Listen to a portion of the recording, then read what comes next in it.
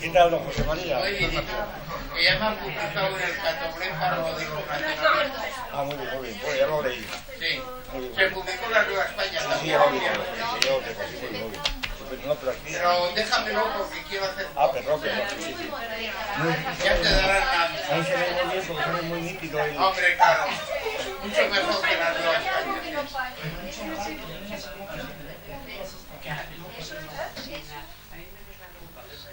A lo que me han publicado en el número 13 de la historia de la guerra civil que sale hoy, mi trabajo sobre la actuación del PC en la guerra civil, que lo iba a traer, pero resulta que me ha salido la copia mal porque una de las hojas está un poco cortada. Voy a hacer una nueva copia y te lo traeré. De acuerdo, perfectamente. Me había dicho el Presa que quería comentar 5 minutos un asunto sobre las polémicas crecientes en el sistema educativo. Ah, muy bien. Entre paréntesis, tengo para información. Me acabo de enterar que hoy es el día de la filosofía, ¿no? ¿Ah, sí? Me llamo de 2 emisoras de radio. Una goma espuma, que toca a las 6:30. ¿Goma espuma se llama la emisora? No, bueno, yo la tengo. Y me ha dicho, hoy es el día de la filosofía, ¿sabe usted? Digo, sí, lo sé de siempre. Y eso, y no sé, digo, pues no, para oye, lo que está formidable, no sé si lo has leído ya, es lo de Pablo Huerga sobre la filosofía sacristal, está magnífico. Muy bien, sí. Incluso el glosario que da al final sobre las tesis fundamentales del materialismo filosófico también está magistral. Ya lo leí, Yo estoy haciendo una segunda lectura. No, es esta tarde, es ahora, a las 6:30 me han dicho. Querían que fuera a las 5. ¿Y por qué? Lo que hay esta noche, que tenga interés, esta noche a las... no me acuerdo. Ahora. Es en... Porque como no me voy a acordar de nada... ¿Pero en qué? Vamos a ver. ¿Es en televisión? ¿Es en televisión? No, es por la radio. ¿Por la radio? Estuvieron en la radio y todo allí. No, pero no es Intereconomía, ¿no? No, ese es otro, no. Estuve yo en la radio de Vocento, ya me acuerdo, sí. Ah, un punto radio. Punto radio. El punto radio a las... puede ser a las... es una hora de programa, ¿eh? Una hora de... nada, sobre el libro este de... ¿Será a las 8 o a las 9? No, muy tarde, es por la noche. Ah. Es una emisora de esas de por la noche, debe ser a las 11 o así. Mejor casi, porque así seguro que lo puedes coger. Sí. Muy bien, perfecto. Bueno, yo estuve en activo unos años en el sistema educativo de enseñanzas medias, ahora no lo estoy, habiendo pasado una situación más que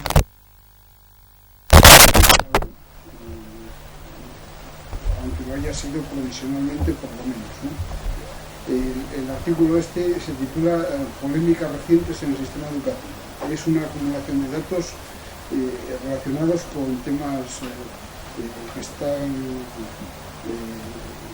en la prensa del día. Lo que sigue es una colección de datos que al mismo tiempo, por los componentes de su estructura más bien implícita, pueden tener alguna utilidad para informar opinión sobre algunas cuestiones de actualidad en el sistema educativo surgidas tras el último cambio de gobierno por el proceso de reforma o derogación de la Ley Orgánica de Calidad de la Enseñanza 2002 del gobierno de José María Aznar, siendo ministras de Educación Esperanza Aguirre primero y Pilar del Castillo después, por una nueva ley orgánica.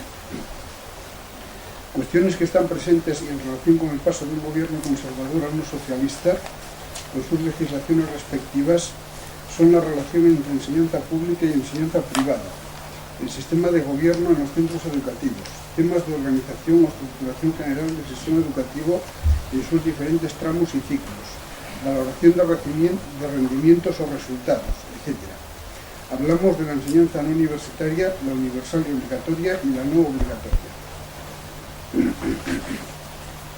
Los supuestos de sociología de la educación o de economía de la educación o de filosofía de la educación que se manejen aquí quedan incorporados en la propia presentación de datos, así como queda incorporado también el marco legal de referencia. Han sido dadas a conocer en diferentes ocasiones y lugares informaciones como las siguientes.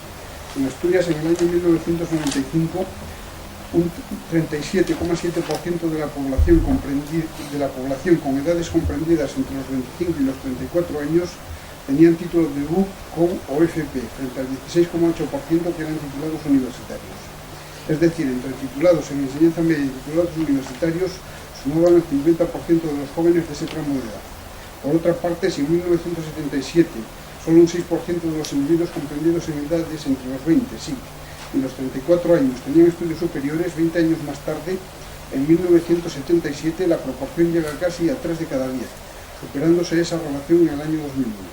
En cuanto a algunas cifras en términos absolutos, para la universidad, en el año 2003-2004 en la universidad había 38.000 alumnos matriculados. En el curso 2001-2002 se habían graduado en la misma universidad 7.777 alumnos y en el curso siguiente 2002-2003, 4.790. Sobre otro tema, desconocido con el nombre de fracaso escolar, se facilitan datos como que el 30% de los estudiantes de ESO no superan satisfactoriamente estas enseñanzas. A arrojar alguna luz sobre estas cuestiones pueden contribuir los siguientes cuadros o tablas que, aunque algunos de ellos con registros algo indeterminados, pueden ayudar a esclarecer el asunto. Cuadro 1, legislación. Ley Villar-Palasí, año 70, Ley Orgánica del Derecho a la Educación, año 85, LODE, Ley Orgánica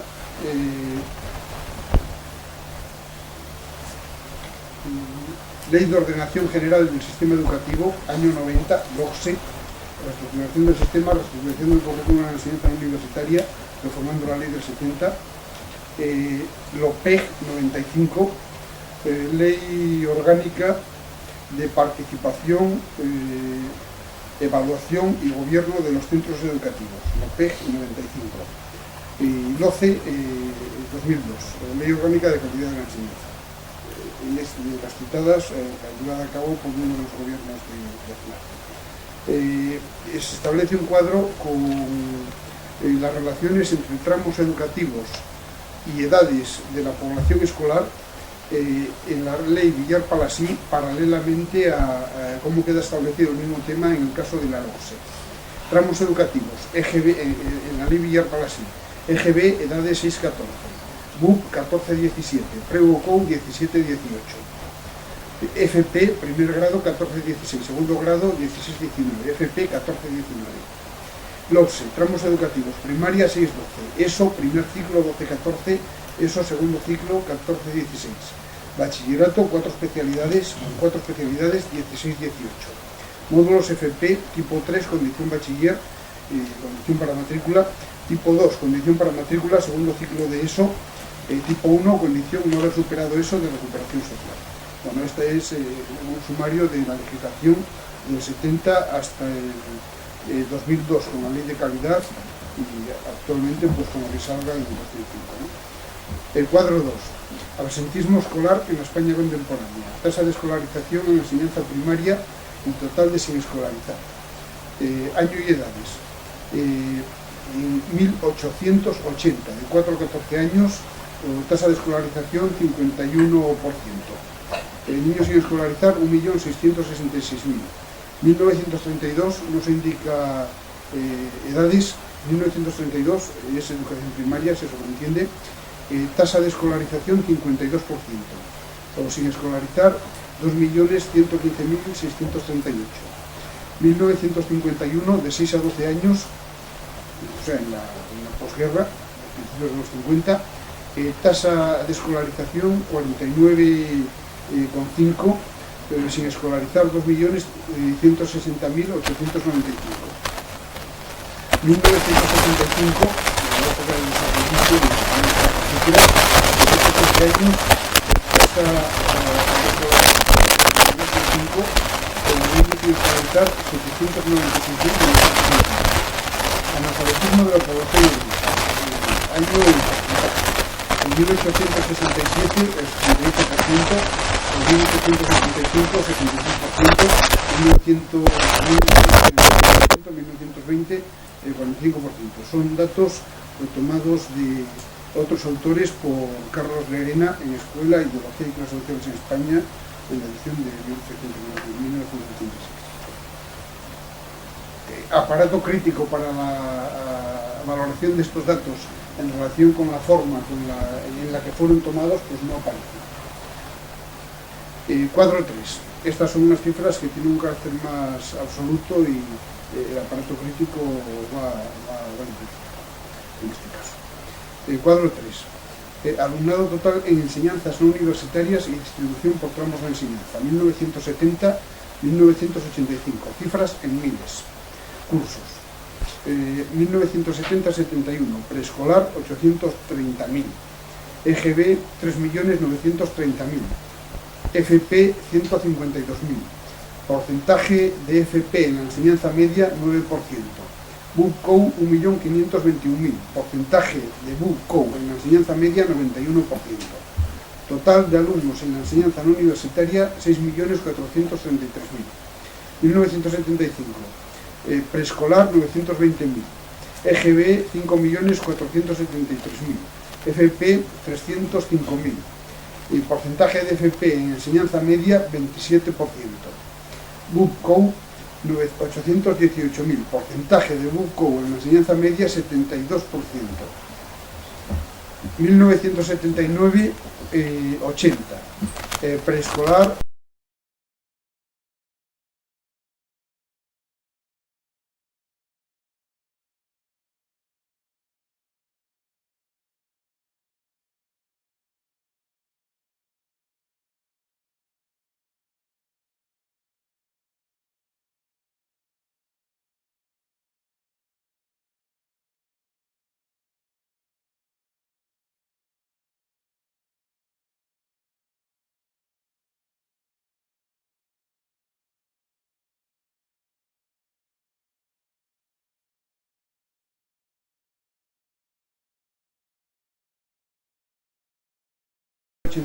hay una población escolar de 8.438.000 alumnos.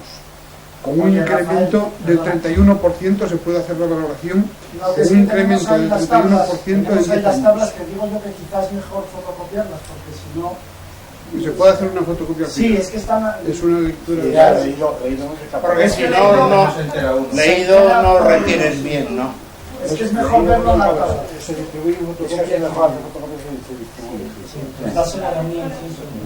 No muy interesante, pero es que leí esto... Claro. Los dos últimos... Le falta ese como moza. La valoración del 70 al 80 aumenta más del 30% el número de alumnos en el transcurso de 10 años. En los 5 años siguientes el incremento es del 3%. Y a partir del 84-85, en los 20 años siguientes, hay una disminución de alumnos del 20%. Bien, esto en cuanto al cuadro 2.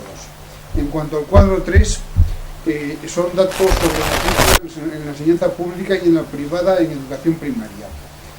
Van provincias con mayor presencia de la enseñanza privada hacia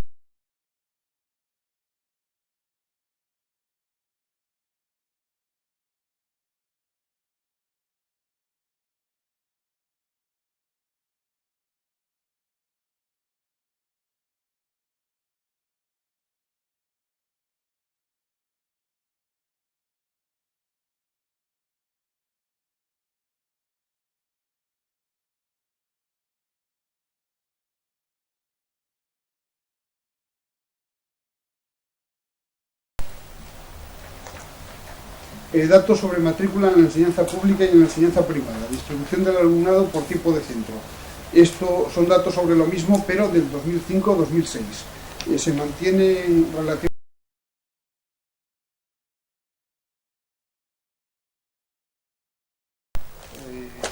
Datos sobre matrícula en la enseñanza pública y en la enseñanza privada, distribución del alumnado por tipo de educación en tanto por ciento. En la pública, en la concertada y en la no concertada. En la primaria, en la especial, en la ESO y en el bachillerato. O se reparte la fotocopia y solucionar. Evolución de la distribución del alumnado por tipo de centro en tanto por ciento, lo mismo. En este caso es por públicos concertados y no concertados, pero del año 2000 la posible evolución que haya podido haber. Son datos del país y de otro estudio sobradamente conocido, que es el de Negrina, que es absolutamente abundante en cuadros de ese tipo. Muy bien, pero a ver si logramos la foto. No, es muy interesante el estudio, el análisis de las tablas. Porque además tiene muy abundantes datos estadísticos Claro, muy bien. que permiten un juicio. Muy bien. Bueno, pues si les parece, vamos ya Sí. a ir liquidando este asunto Sí. para recuperar lo que estábamos el año anterior. Vamos, de todas formas, recordar que estamos hablando ahora tiene mucho que ver con la teoría de la ciencia a través de las instituciones, como vemos ahora. Es decir, que el eslabón de esas tres instituciones con la teoría de la ciencia es esto, es la ciencia como institución. Ese es el eslabón. Hablaremos un poquito hoy de esto. Muy bien. Un pequeño inciso, que el taxista que me ha traído es muy admirador tuyo y se ha quedado asombrado de que estés a punto de cumplir 81 años. Dice, pero si parece mucho más juvenil, ¿eh? 83. ¿Eh? 83. 83. Eso dicen. No, No es igual. no, es 81 porque Bueno, sí. hace poco celebramos el 80 aniversario. Es verdad, sí. Claro, ¿Cómo no, se acuerda, es 81, nacido en el 24, Bueno, eso es, sí. 2 años antes que yo. Bien. No, pues se ha quedado asombrado y dice, pero ¿cómo puede tener 81 años si está de lo más juvenil? Claro, pues nada. Según le veo yo en la televisión. Bueno. Pues nada. Por eso digo que Pues nada, es un elogio que merece un la abrazo, pena. muy bien, me alegra mucho. Y que un taxista se interese Está bien. al explicarle yo que venía aquí es cuando... Claro. Pues tú le tenías que haber dicho a Lasso que tiene 81 porque tenía 80 el año pasado. No. 79 las No. Bueno, como anécdota muy bonita el otro día en Madrid, también el Sí. taxista, cuando Sí. voy con el taxista que me lleva a no sé qué Sí. yo, y cuando yo digo, hombre, ¿qué es esto? ¿Qué obra están haciendo? Sí. Y cuando vamos a bajar, dice, ya tendrá usted dinero, ¿eh? Sí. Y digo, ¿yo dinero? Dice, con la cantidad de veces que ha salido en televisión. Pues no tengo nada de dinero. Era el baremo que él utilizaba. Pero Claro. luego me conocí y estaba ahí solteándome, ¿verdad? Si no, son Sí, peligros, sin ¿no? duda.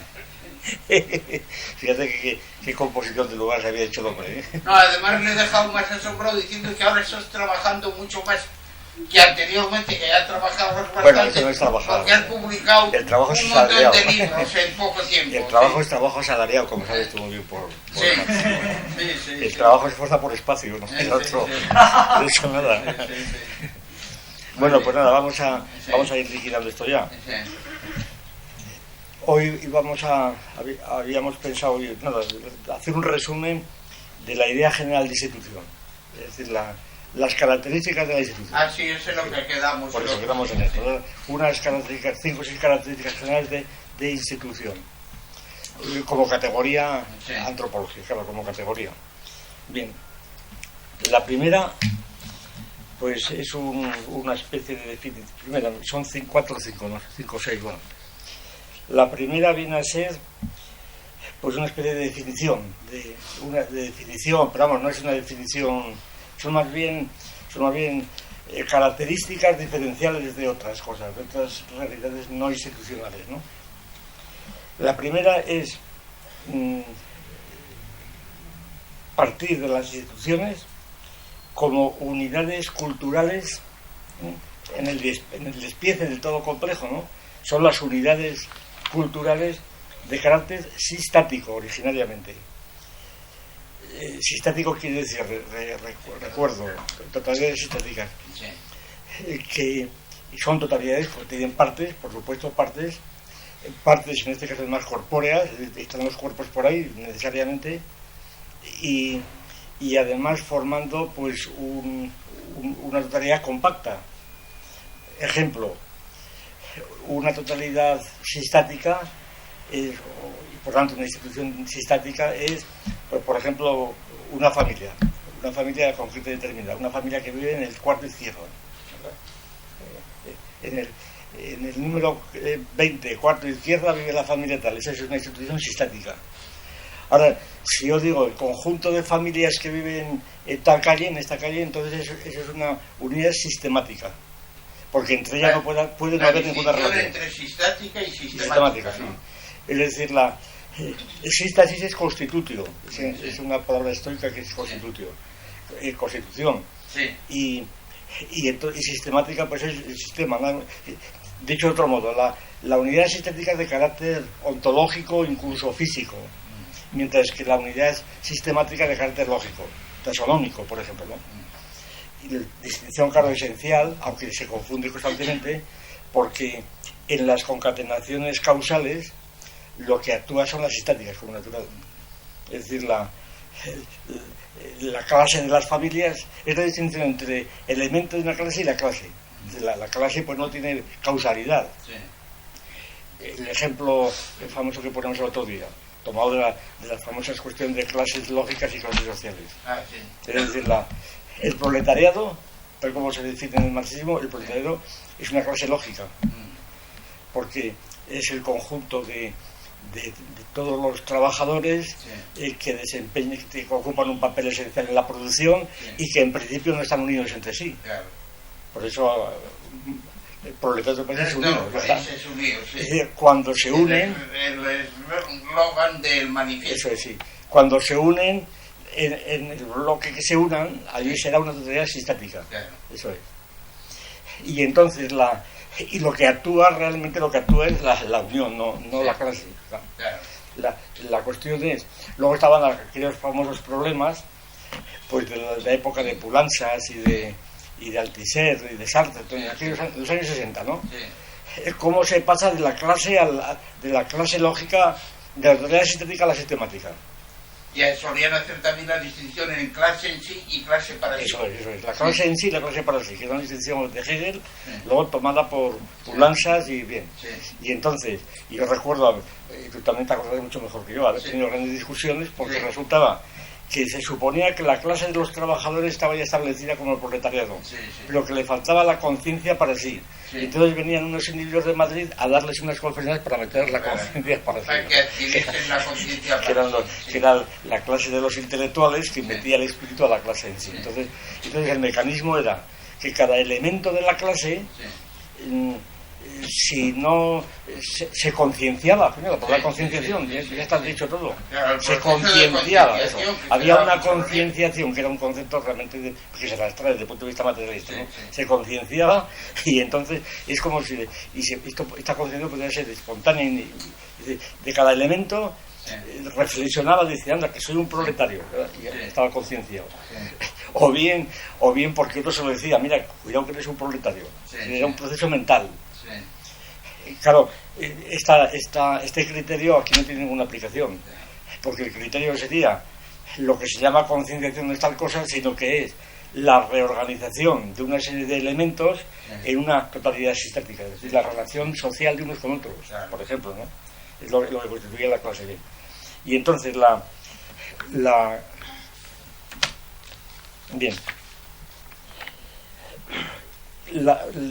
un rasgo esencial en este asunto es que esta institución sistática individual, por tanto concreta, pues tiene que estar definida no solamente ETIC, una definición ETIC desde fuera, delimitada ETIC desde fuera, claro.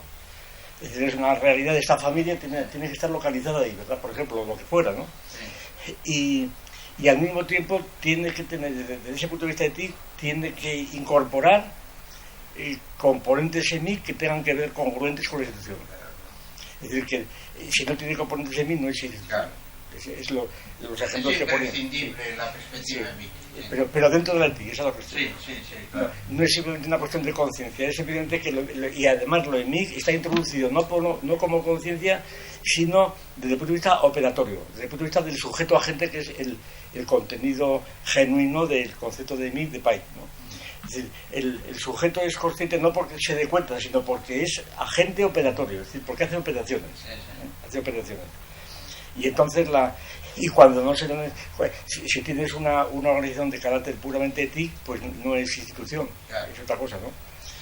Lo que decíamos el otro día, una región ecológica, o la famosa la famosa estructura del Kula.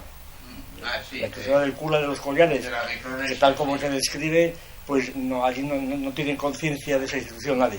No se dan cuenta de que están participando. Bueno, esa institución será institución etnológica, sí, pero no real. Será una institución etnológica. Dentro de la ciencia etnológica, pues está ya institucionalizado ese concepto del Kula. Pero ya no es una institución social ni antropológica, sino etnológica, científica, diríamos, ¿no? Bien. Sí, claro, tal y como la desarrolló Malinowski. Y luego cómo funciona en el conjunto de las ciencias antropológicas, como natural. Claro, las instituciones, por tanto, son teleológicas, realmente teleológicas, tienen una finalidad. Y claro, y el problema está seguramente en esto. Vamos a ver, que lo que llamamos en perspectiva EMI, pues puede tener lugar a muchos niveles. A muchos niveles. Es decir, que MIG no es simplemente algo que se haya dado, sino que a muchos niveles. Un ejemplo, que ya lo he puesto otras veces, pero vamos, aquí viene, no desde este punto de vista, es el ejemplo de la institución de los Shembaga, del libro famoso de Rapaport, Cerdos para los antepasados, ¿no? En donde se describe la institución de los Shembaga, unas tribus ahí de Nueva Guinea, que cuando ven ciertas épocas del año empiezan a tener fiebre, empiezan a subir la temperatura, es un hecho físico, claro, le sube la temperatura o se lo notan ellos, y entonces la institución consiste en una serie de procedimientos para luchar contra los espíritus que les produce la fiebre y para replegarse por encima de los 1000 metros de altura. Bien. Entonces hay una institución que no sé cómo se llama, ¿verdad? Que es esto, es sencillamente pues que empiezan las fiebres, no se puede bajar a 1000 metros, por debajo de 1000 metros se replegan para arriba, claro. Las cabañas tienen una serie de circunstancias que constituyen una especie de institución, ¿verdad? Con la mayor altitud, pues una temperatura más baja. Ya, claro. no es por eso, ¿verdad? Aquí viene la cuestión. Entonces la cuestión es, ¿cuál es el contenido de mí de esa institución? ¿Cuál es el contenido de mí de esa institución? Claro, pues, desde el punto de vista tecnológico es claro, pues que aparecen unos espíritus y que por tanto hay que retirarse para huir de ellos. Sí. Y esto es lo que Rapaport llama la explicación cognitiva. Sí. Rapaport introduce una distinción muy curiosa que es modelos cognitivos y modelos operativos. Los modelos cognitivos vienen a ser lo EMIC de Pai y los modelos operativos vienen a ser lo ETI. Vamos, así, son perspectivas distintas, pero más o menos se corresponden más o menos, ¿no? Y entonces el modelo cognitivo, lo que quiere decir Rapaport y otros, ¿no? Dentro de la psicología cognitiva y tal, el modelo cognitivo es la representación que los agentes tienen del asunto. Entonces, como los propios Shembaga tienen la idea de que han aparecido los espíritus y que van a producirles estas perturbaciones, pues entonces cognitivamente hacen una estrategia que consiste en separarse, en defenderse. Y esto le llama a Rapaport explicación cognitiva. Claro, la dificultad de este asunto, a mi juicio, es que esto no es explicación, porque no hay espíritu, sencillamente. Es decir, como no hay espíritu, no es explicación. Entonces eso no se puede llamar explicación, eso es el problema explicar, ¿verdad? Entonces, pero resulta que habría una explicación puramente ética, que sería decir, bueno, sí, vamos a ver, aquí estos individuos tienen fiebre, se les hace un análisis de sangre y resulta que tienen malaria. Entonces, pues ahí está el anopheles por ahí, ¿no? Y el anopheles está por debajo de los 1000 metros. Entonces, pues nada, pues que esa es la explicación. Y entonces se dice, bueno, estos individuos, como aparece un brote de anopheles, pues huyen. Muy bien, eso es cierto, pero esa explicación de ti no explica la institución. Es decir, ¿por qué razón estas tribus, estas bandas, ¿verdad? ¿Por qué razón desarrollan esa institución? Porque, claro, ellos no saben lo que es la malaria ni nada. Explicación de Rapaport, el isobomorfismo. Es que hay una explicación cognitiva, que es esta, y luego otra explicación, pues, operativa, que sería la ética, y entonces ocurre que la explicación cognitiva es isomorfa a la explicación cognitiva, son lo mismo y entonces pues todo queda explicado. Claro, aquí la dificultad que a mi juicio cierra esta idea de Rapaport es que no hay tal explicación, no son dos explicaciones, más que en un plano idealista. Lo primero es explicación, lo primero es una serie de fenómenos que es lo que hay que explicar antropológicamente y como institución. Entonces, no hay isomorfismo porque no son dos explicaciones isomorfas. La explicación viene por un lado y lo otro no es explicación, lo otro es una serie de rasgos operatorios, EMIC, pero que tienen que ser explicados a su vez. Precisamente aquí se puede fundar la prevalencia de lo ETIC sobre lo EMIC, desde el punto de vista frente a lo que dice Pay, porque para Pay la antropología debe asentarse en el punto de vista EMIC, porque el punto de vista de ETIC es siempre externo, mientras el otro es interno, etc. Pero claro, aquí se ve claramente que la explicación EMIC no es explicación, entonces tiene que ser ETIC. Y entonces, pues, ¿qué ocurre? Primero, que se trata de establecer la conexión entre los mosquitos anoceles y la malaria.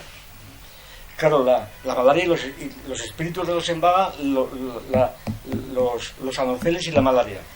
Claro, la malaria está producida por el Plasmodium falciparum, ¿verdad? El Plasmodium famoso, pero eso no se ve. Eso es un microscópico, de manera que eso no lo puede ver nadie. Y entonces decir que la razón, la explicación está en el Plasmodium, eso tampoco es explicación. Dicho de otro modo, el Plasmodium es lo mismo que los espíritus para los efectos. Hablar del Plasmodium a ese nivel antropológico es lo mismo que hablar de los espíritus. Es una cosa invisible, realmente es invisible.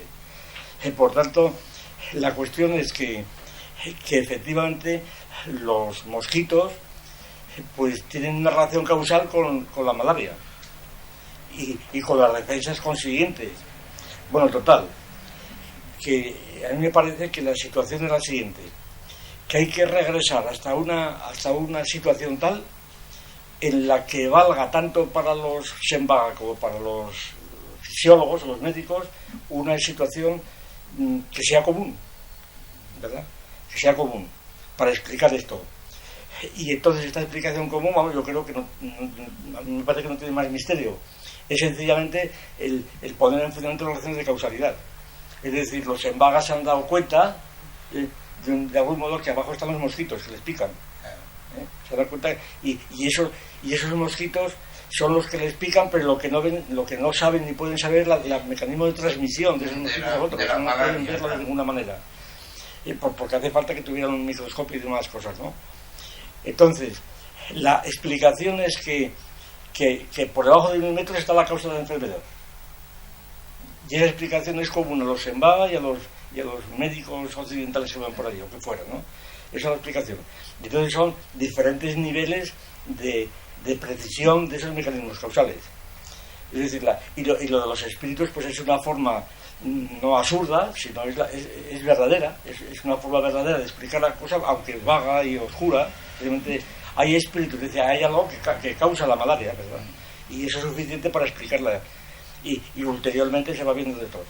Dicho de otra manera, que entonces el punto de vista ético, en este caso es el Plasmodium, tiene potencia suficiente para reinterpretar o por lo menos preparar la investigación de por qué o cómo se formó la conexión de los mosquitos, porque el mecanismo es que están debajo de los 1 metros.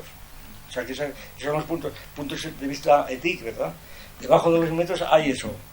Eso tiene que haberlo percibido esas tribus para haber organizado esa institución. Entonces, ¿cuál es el punto de vista EMI? Claro, para que sea esa institución, pues lo que me parece que sería suficiente para incorporarlo al contenido EMI de la institución, pues sería esto, que debajo de los 1 metros está la causa de nuestra enfermedad. Llámese espíritu y llámese el Plasmodium, pero está la causa y eso es objetivo, eso lo ven tanto lo ven primero ellos que los otros. Los médicos bañados de seguro por eso ya lo han visto. Es decir, que la distinción entre una explicación cognitiva totalmente que tiene lugar en un orden de cosas totalmente distinta de la otra, la idea del isomorfismo de Rapaport, esa es la idea que yo creo que está como antes desacertada. Es decir, no hay una serie de explicaciones mitológicas, falsas, absurdas, delirantes de espíritus y otras explicaciones científicas verdaderas. No. los Embaga tienen unos componentes reales tanto como los otros, que es la causalidad, que hay causas reales. Y luego el modo de explicación, claro, pues los espíritus es una explicación a lo que llegan aquellas tribus, y lo otro es a lo que han llegado los médicos occidentales, ¿no? Bien, entonces... ¿Esa explicación incorpora elementos analíticos en el sentido kantiano? Sí, bueno, sí, claro, tiene pues, la causalidad, claro, toda relación de causalidad. Yo lo que digo es que la explicación de los Embaga por los espíritus, en cuanto a espíritus, no es explicación. Que esa explicación es por la causa. Y que ese componente causal es común al científico. Es un componente común. Ahora, esa causalidad, claro, la causalidad, para lo cual hace falta una teoría de la causalidad que dé cuenta del asunto. Y ahí nos remitimos a la teoría de la causalidad que utilizamos. Es decir, si esa causalidad es la famosa de Hume y de Kant, es decir, lo que es antes, sí, la repetición de ello, entonces aquí no funciona. Pero si la causalidad utilizamos el criterio que tenemos de causalidad, a saber, la desviación de un esquema de identidad, entonces sí, esa idea de causalidad vale tanto para los Embaga como para los científicos. Es decir, los Embaga están tranquilamente viviendo allí en sus praderas, ¿verdad?, en sus montes, y de repente pues se rompe esa identidad con la fiebre. Entonces esa fiebre es la que tiene que tener un determinante y está debajo de los 1000 metros, ahí viene el asunto. Es decir, que los mecanismos generales de identidad, los mecanismos lógico-materiales, serían comunes a todos, ¿verdad?, en este caso concreto. Bien, pues un poco en esta línea, ¿no?, la idea de lo en mí, lo en ti, de las instituciones. Vamos a pasar. Bueno, otro ejemplo también muy interesante, ya lo hemos analizado alguna vez, es en relación con el libro famoso de Van Genet, los ritos de paso, que llamó él, ¿no? Los ritos de paso. Bien, el rito de paso aplicado al rito de paso último, el rito de paso de la muerte, ¿no?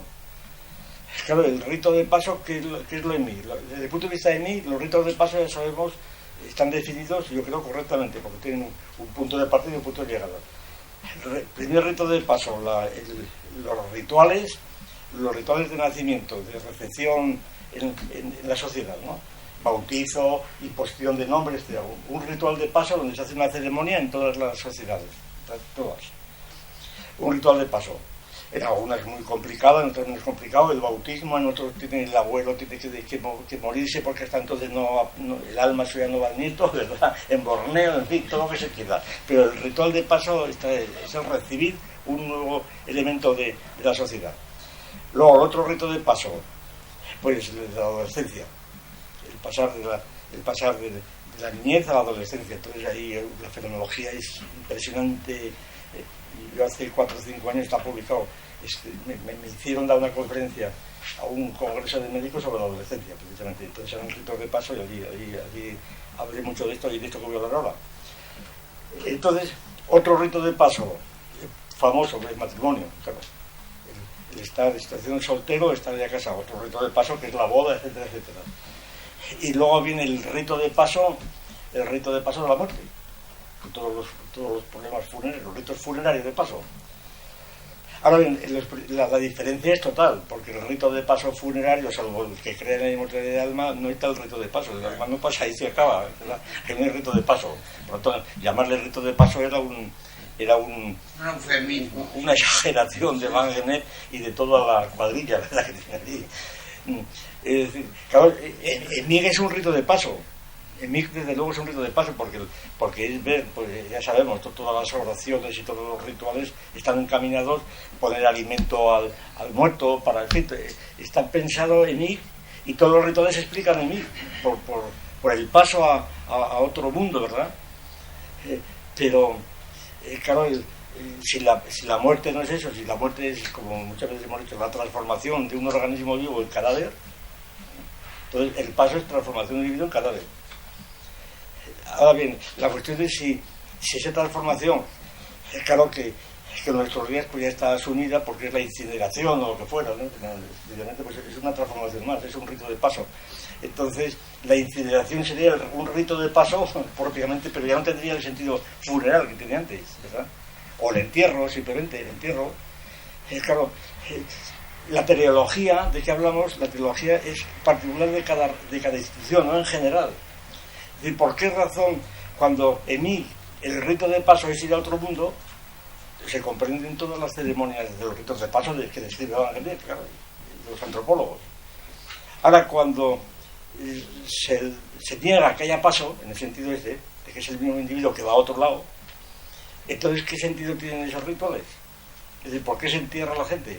Claro, hay que empezar a refutar las interpretaciones en mí, las explicaciones de mí.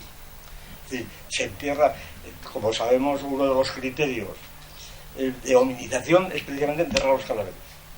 En el momento en que hay enterramientos, allí está ya el hombre funcionando. No es el primate, ya hay un hombre funcionando. Yo recuerdo haber discutido esto hace muchísimos años con Crusafón, el famoso paleontólogo, ¿verdad?, que es el que introdujo en España Tella de Chardin, y vamos, la cantidad de discusiones que hemos tenido aquí por los años 60, ¿no? Dice, no, el salto de la reflexión, lo de Payet, Tella. Hay un momento en que los homínidos dan el salto a la reflexión, que es un proceso de reflexión. De repente dicen que soy un hombre, que me tengo que morir, y entonces dan el salto a la reflexión y ya está. Y yo le decía, pero ¿cómo sabes tú que has dado el salto a la reflexión? Hombre, no directamente, sino por los indicios. El enterramiento. El hecho de que haya enterramientos, claro, quiere decir que ya se han dado cuenta que hay otra vida. Digo, bueno, te das cuenta tú. La razón del primero, porque los primeros enterramientos son de osos, no de hombres. Y luego la razón principal de enterrar a los muertos es porque huele. Y para evitar contagios. De manera que déjate de la reflexión, ¿verdad? De la reflexión de esto. Bueno, entonces claro, el componente en mí ahí explica los ritos tradicionales de paso de ceremonias funerarias. Y entonces hay que reinterpretar, es decir, no es un rito de paso, sencillamente no es un paso.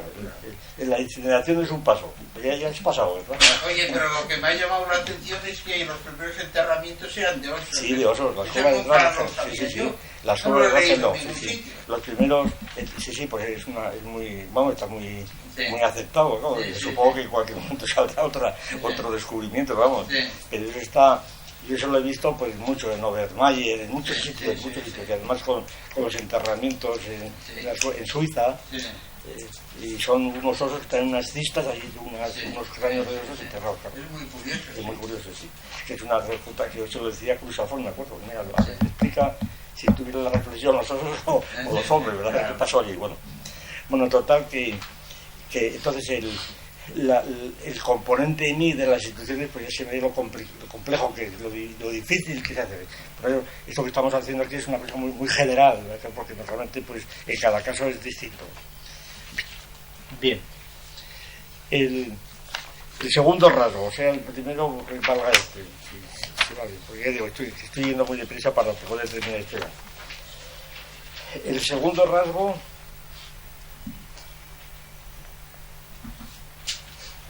es simplemente una aplicación de la idea general de que existir es coexistir, sencillamente. Que una institución está siempre con otras. Que una institución no es nunca aislada, no está exenta, sino que está siempre con otras instituciones. Y de ahí vienen las dificultades de distinguir unas instituciones de otras, claro.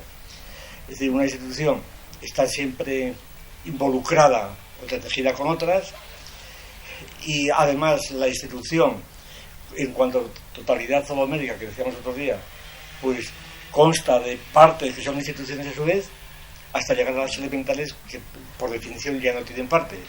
Bueno, tienen partes pero no institucionales, ¿eh? No es que sean, no, es lo que pasa en química, ¿no? El átomo pues tiene partes, y muchas partes, pero ya no, ya pasa a otro orden, ¿no? de complejidad. Y entonces, ejemplo de institución simple, pues puede ser quizá, bueno, digo yo, porque el ejemplo es susceptible de ser completamente reanalizado, eso es un ejemplo para ilustrar la idea, pero no para... Bien, pues en el lenguaje una institución simple pues puede ser, por ejemplo, una palabra. en el sentido de Saussure. Una palabra es una institución. Claro, la palabra es institución, según Saussure, bueno, que la toma a su vez de Whitney, ¿verdad? Es una idea muy generalizada ya cuando Saussure escribió el curso de lingüística general, ¿no?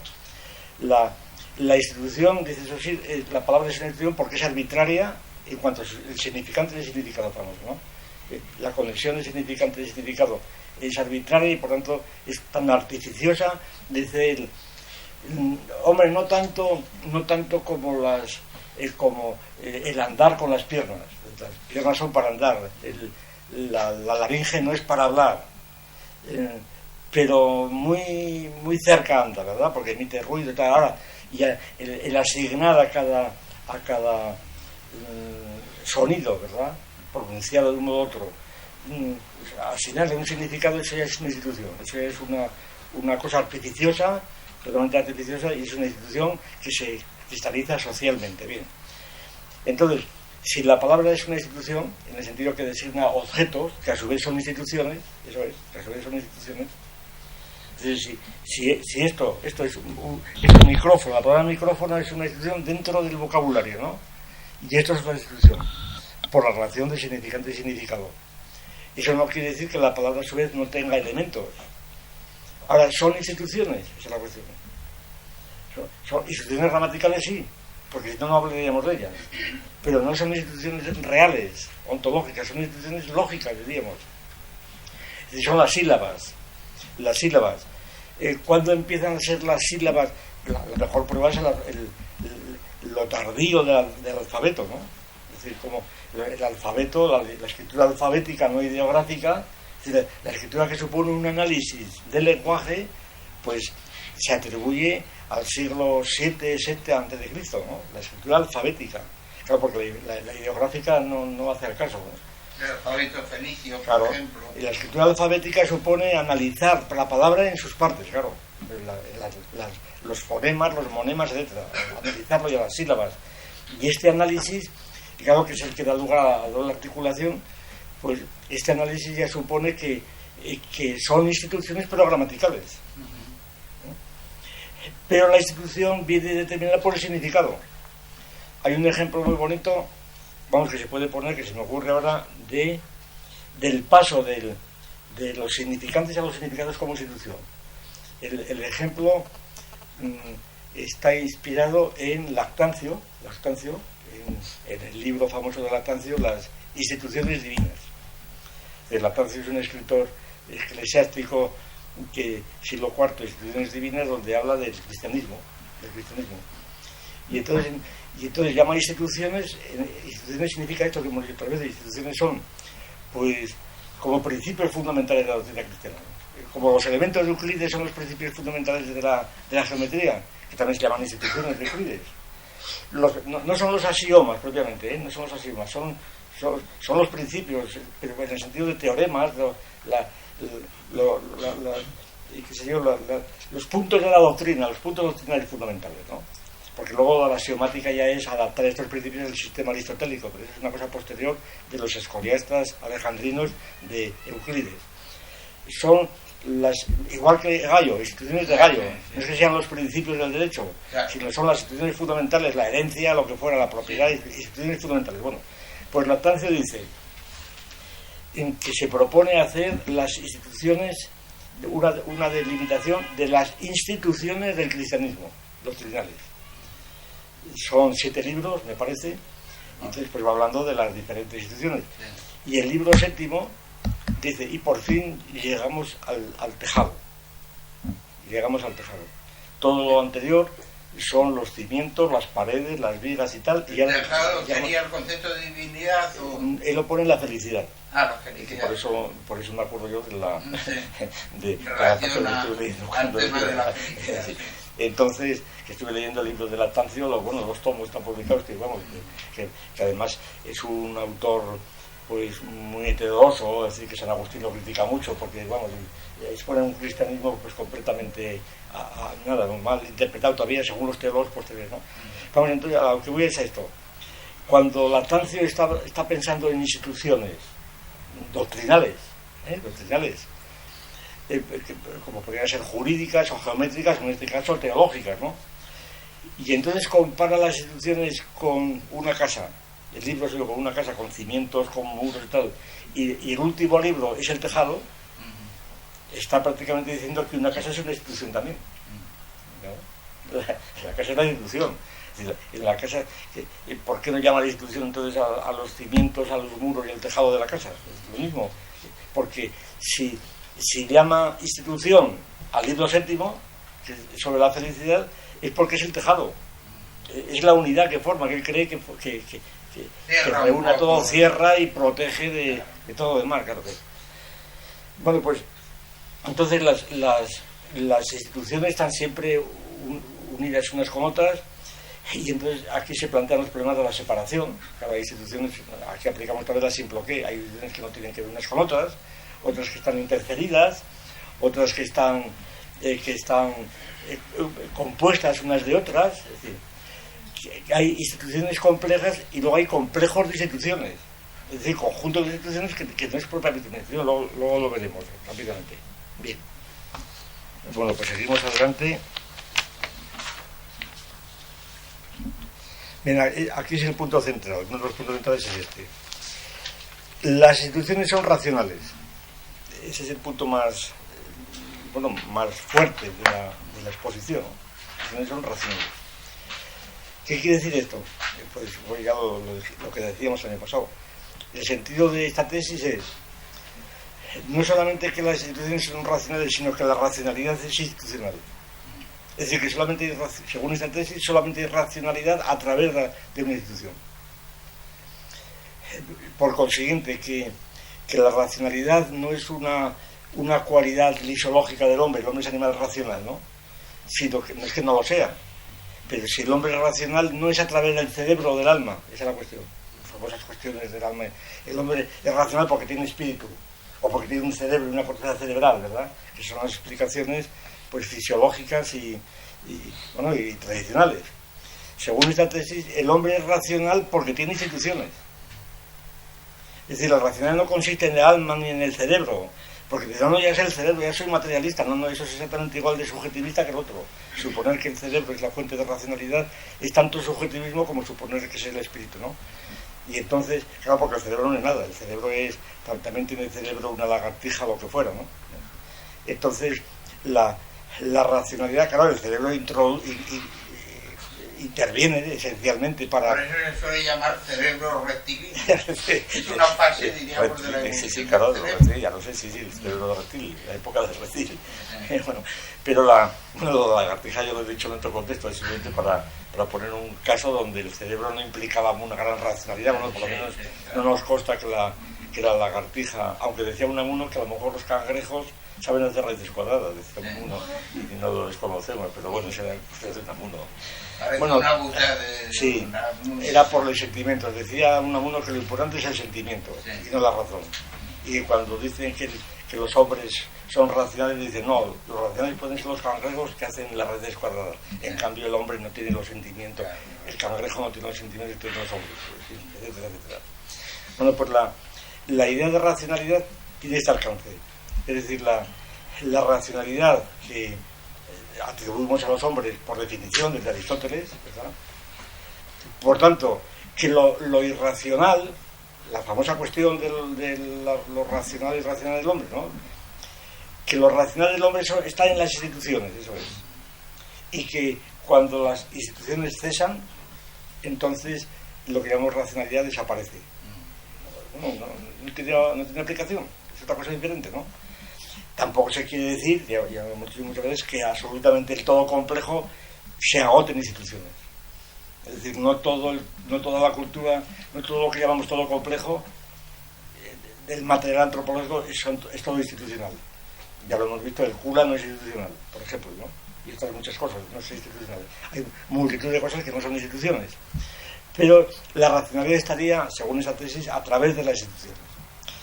Esto significa, pasamos muy por encima de esto, significa que en toda institución habría de darse una suerte de transformación según transformación de identidad, según el análisis que hacíamos el curso pasado, de aquellas 3 fases, ¿verdad? Una especie de tesis, donde al mismo tiempo suponía un rompimiento con el entorno, una composición con otras cosas y luego otra recomposición, aquellas 3 fases.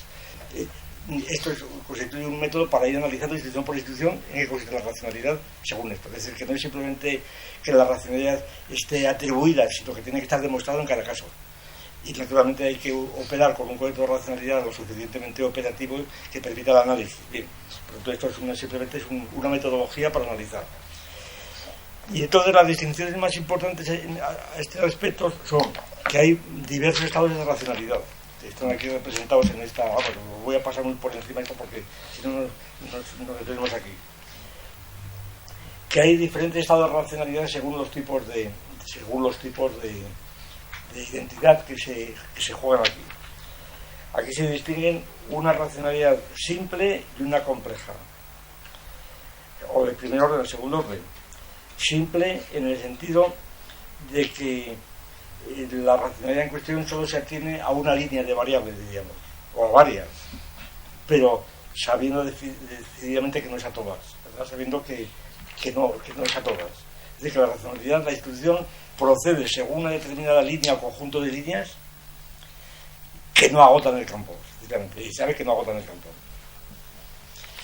Por otro, que dejan al margen pues multitud de otras líneas que interfieren, que detienen, que desvían, etcétera, la línea de racionalidad. Lo cual no quiere decir que precisamente la condición de simple de una racionalidad no sea condición del triunfo de esa institución. Un ejemplo muy rápido.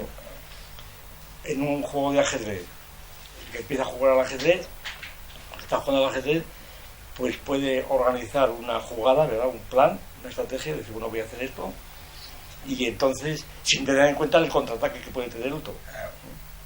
Entonces, los movimientos que hace son racionales en una línea, porque lo que hace no lo hace al azar. Pero tiene un adversario que puede que lo pone, ese plan. Pero sin embargo puede ocurrir.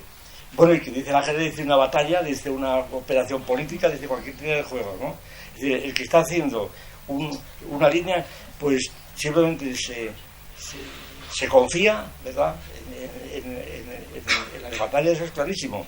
Se confía en que el otro no va a hacer el contraataque, no se va a dar cuenta o lo que fuera, o él no se da cuenta. Y entonces la condición de su victoria va a ser la simplicidad, precisamente. Eso lo analiza muy bien Liderhard en la estrategia de la aproximación indirecta. Sí, bueno, sí, por ahí va la cosa. Por ahí va la cosa. Por ahí va la cosa. La es decir, que muchas veces si un estratega o un jugador de ajedrez empieza a complicar la cosa, a ver la cantidad de contraataques que puede haber, no se mueve, que no se mueve.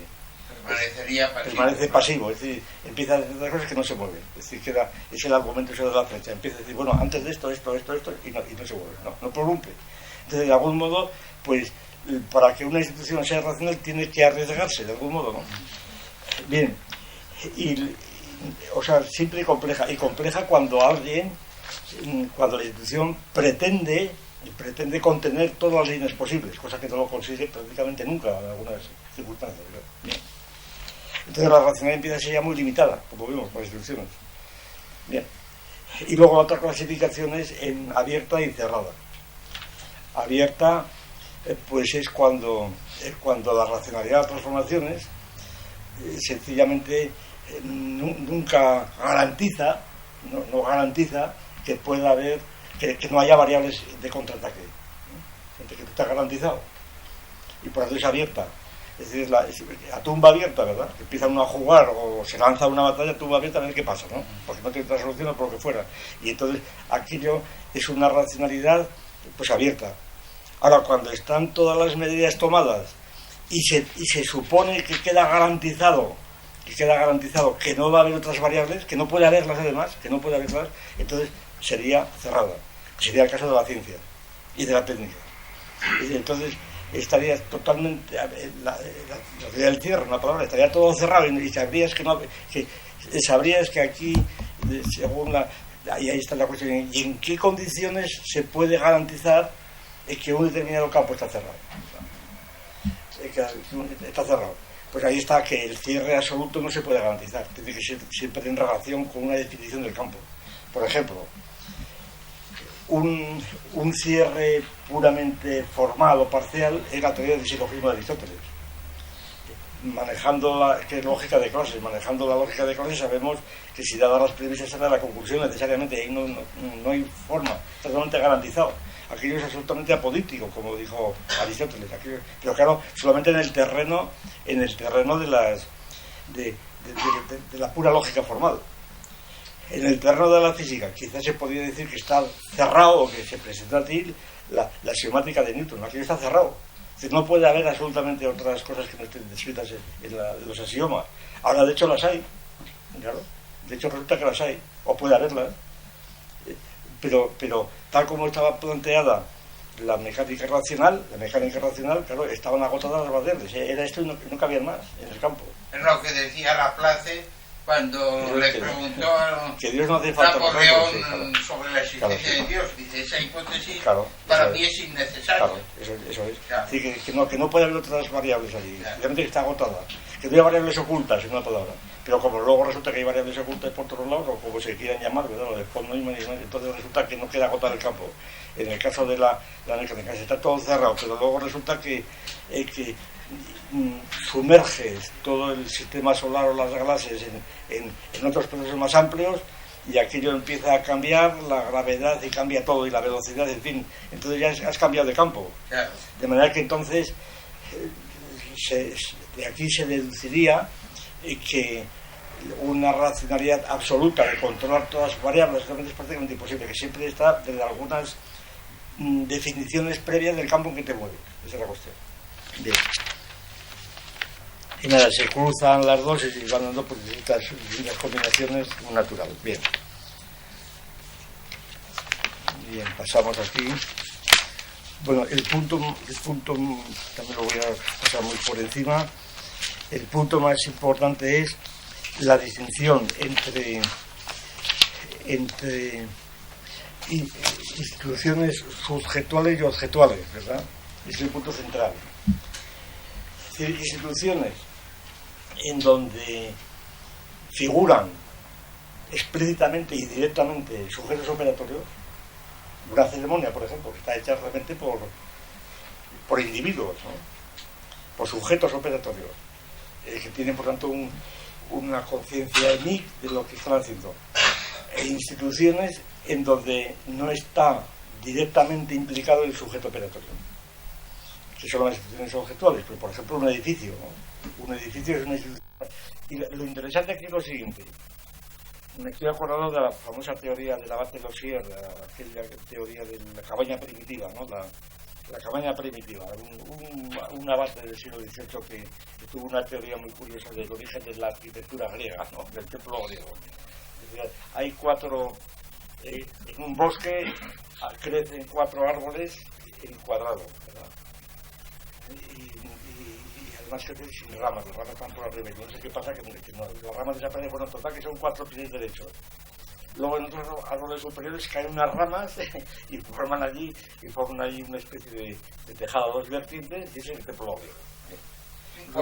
Sí, un templo. Luego los muros se agregan después, pero no son esenciales. Lo esenciales, los postes derechos, ¿no? Los muros ya es una cuestión distinta que ya no es propiamente arquitectónico. Claro, no sostiene la estructura del edificio. Son otras cosas distintas. Son pues pabellones para defender esta cosa diferente. Entonces, lo que quiero decir yo es lo siguiente, que la institución elemental, las instituciones elementales, es decir, las que no tienen otras instituciones, no tienen por qué ser las primeras. Esa es la paradoja. Cosa que ya, esto es más difícil de aplicar, sería más difícil de aplicar pues a la biología o a las ciencias físicas. Es decir, que en la biología sería difícil, aquí no hablamos de instituciones, pero sí de órganos o de orgánulos, sería difícil de aplicar que los orgánulos no fueran elementales, no fueran los primeros, las mitocondrias o lo que fuera, las células. Ahora, aquí la cosa es la siguiente. Vamos a tomar lo que yo creo que más o menos se aproxima a lo que puede ser una institución elemental arquitectónica, que es la base de una columna, ¿no? Una columna dórica la basa en todas sus condiciones. claro, la base de la columna parece evidente, por lo menos toda la historia de la arquitectura lo dicen así, que lo primero es la columna, es el poste derecho, directamente clavado en el suelo. Y una vez que está funcionando la columna, entonces le pones allí una piedra rígida para evitar que se hunda. Entonces la piedra es posterior a la columna y no digamos el abajo y todo lo demás. Es decir, que entonces, que sin embargo, cuando empiezas a descomponer el edificio en partes, en instituciones, claro, la base es una institución, es el fundamento de toda la arquitectura clásica, ¿no? Y moderna.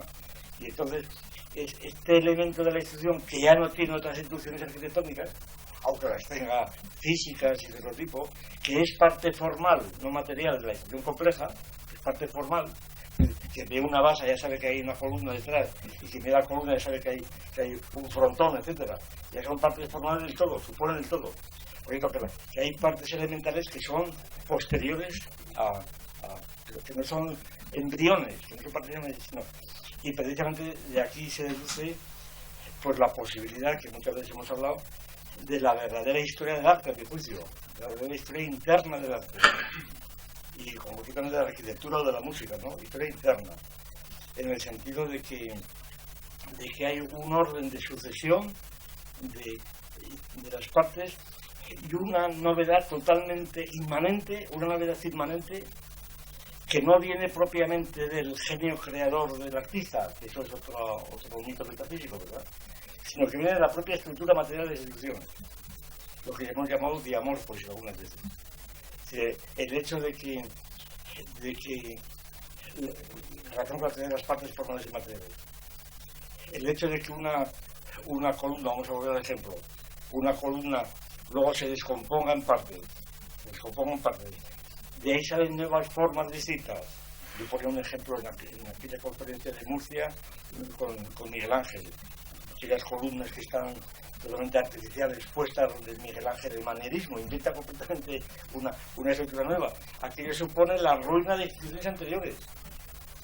Es decir, las partes formales, bueno, todo lo que llamamos capiteles, etcétera, arcos, todo eso, y en música es cosa decir. En música todas las partes que se van aislando después de la composición conjunta, ¿verdad?, de nota, de adornos, en fin, todo lo que se quiera, ¿verdad?, fugas, etcétera, todo eso viene después de la composición. Y entonces, de ese despiece hecho sobre ya un conjunto previo inmanente, resultan nuevas posibilidades que son las que dan cuenta de la historia de la arquitectura o de la música, claro, se da cuenta. Las composiciones previas que luego se van, y son formas nuevas porque no estaban ya previstas en la naturaleza de ningún lado, sino que proceden de partes formales de otras composiciones anteriores. Bien. Bueno, otro rasgo muy importante, el carácter público. Las instituciones son todas públicas. Es decir, que claro, se derivan de su carácter material. Las instituciones son estructuras corpóreas, o que suponen cuerpos, pero claro, la dificultad que he apuntado era esta. ¿Cómo el edificio puede ser una institución racional exactamente igual que una ceremonia donde intervienen individuos, donde deciden no intervienen personas? Eso está hecho ya, ese es el asunto. Es decir, ¿en qué consiste la racionalidad de un edificio? En su propia estructura, no ya geométrica, sino arquitectónica. Decimos, bueno, que dicen los arquitectos, la racionalidad del edificio consiste en que no se caiga. Realmente, es racional cuando no se cae, no es que sea bello o feo, es otra cuestión distinta, porque tan edificio es un edificio, una defensio, ¿verdad?, como un edificio bonito. Lo importante, o viceversa, un edificio precioso se puede derrumbar. Es decir, la racionalidad es de carácter físico y arquitectónico, que tiene que tener resistencia de materiales, esto que vemos todavía que son de las casas. Entonces, este tipo de racionalidad es objetiva, puramente objetiva. ¿Qué tiene que ver con la subjetividad? Ese es el asunto. ¿Qué tiene que ver? Y porque está en la base de esta teoría de instituciones. Es decir, que las instituciones subjetuales, la racionalidad de los SEPAG, que veíamos antes, ahí se ve claramente, vamos, no llama la atención que pueda hablar de racionalidad ahí, esa instrucción pues tiene unos fundamentos, tiene una finalidad interna, etcétera, que está constantemente incorporada por los propios indígenas o nativos, pero la racionalidad de una institución como un edificio, claro, que se sostiene, sólido, etcétera. El Panteón de Agripa, para poner el ejemplo obligado, ¿verdad? El Panteón de Agripa en Roma, sí, el monumento, pues eso, paradigma de la racionalidad. ¿Eso por qué es racional? Ahí está la cuestión. Bueno, esto sencillamente obliga a regresar sobre la distinción de sujeto y objeto, a regresar totalmente, y a quitar las hipóstasis de sujeto y objeto. Y sobre todo, porque esto replantea las mismas cuestiones del espíritu y del cuerpo de los cartesianos. Aquí el espíritu es el sujeto, que ya es corpóreo, y el objeto es B. En el dualismo cartesiano y en general, pues sabemos que el objeto aparece como un instrumento del espíritu. El espíritu, el alma, utiliza como instrumento a los cuerpos para sus fines. Esa conexión hay que la entienda, pero sí, con eso funciona, ¿no? El instrumentalismo. Por la misma razón, aplicado al caso, diríamos, no, aquí es que los sujetos, por ejemplo, los que hacen este Panteón de Agripa, utilizan las piedras de Agripa pues para las ceremonias que hicieron en aquel panteón. Por tanto, la racionalidad del panteón está subordinada a los fines de Agripa, ¿no? y de toda la élite de Roma que hizo aquel panteón. Por tanto, la racionalidad sigue subordinada a los fines subjetivos. Eso es. Y entonces estamos ahí sin darnos cuenta, yo creo, volviendo al dualismo, no ya espiritualista cartesiano, pero sí al dualismo de sujeto y objeto. El sujeto sería lo racional y los objetos serían instrumentos del sujeto para construir luego. Esto requiere, a mi juicio, regresar a esa hipóstasis de sujeto y objeto, sobre todo basado sobre este hecho, yo creo. Y es que los objetos no son instrumentos del sujeto, de las instituciones, no es instrumento, es el contenido de la propia institución. Es el contenido. Un ejemplo rápido, en una cosa muy corriente en todas las entrevistas que hacen los escultores en televisión, en todo, ¿no? ¿Usted por qué ha hecho esta estatua? Porque la llevaba dentro. Porque la llevaba dentro, entonces he utilizado el mármol o el bronce para como instrumento para poner a mí lo que llevaba dentro. Esa es la explicación que así canónica. Lo que llevaba dentro como la idea estatua, previa. Como idea. Tú llevabas dentro esa idea y entonces he necesitado, claro, como instrumento, pero una cosa puramente instrumental. Habría que hacer también, quitar la distinción que hacía Marx entre la abeja y el albañil o el arquitecto, ¿no? Que dentro no llevaba nada. Claro. No llevaba nada. Es el mismo caso de música, de decir, bueno, es que oír música es una cosa muy grosera. Ponerse allí en un concierto de música o en un disco es una cosa muy grosera, no le falta. Un músico basta con que lea, ¿no? Aunque la partitura no le falta la grosería que tú la veas nada. Entonces simplemente leyendo la música ya tiene bastante. No le falta, es como alguien que está leyendo, que le gusta la poesía, no le falta que lo lea en voz alta, simplemente la lee, es una grosería decir en voz alta, ¿no? Y pues esto es. Y entonces, claro, aquí el asunto es que está jugando el dentro y fuera. Y a mí me parece que la clave del asunto es, primero, que si la partitura le quitas los sonidos, no hay partitura. Sencillamente no hay partitura. Hombre, puede haber una disociación posterior, pero si hay una partitura, ¿verdad?, que tiene una estructura musical interna, es porque hay sonido, está fundada de los sonidos, no al revés.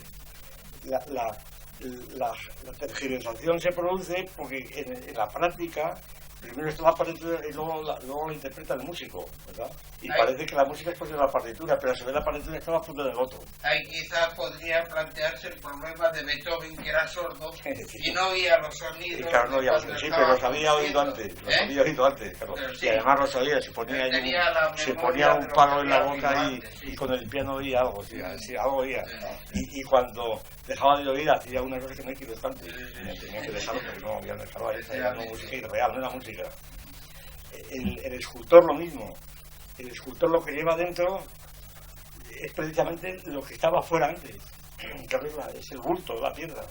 Y entonces lo que podrá tener es una imagen, pero esa imagen, su contenido es el bulto, no es que tenga nada.